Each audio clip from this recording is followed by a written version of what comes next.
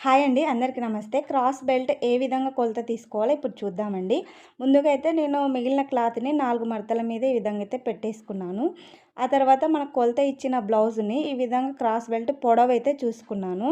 దాని పొడవొచ్చేసి నాకు 11 వచ్చింది.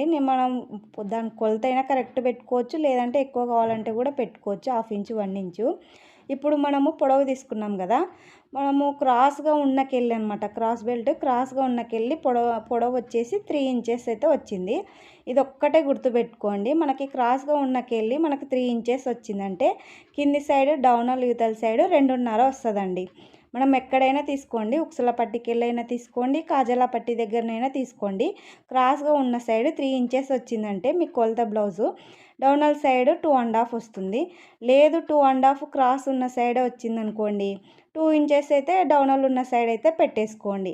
మనకు 3 ఇంచెస్ క్రాస్‌గా ఉన్న సైడ్ వచ్చిందే ఖచ్చితంగా 2.5 ఇవతల సైడ్ పెట్టుకోండి.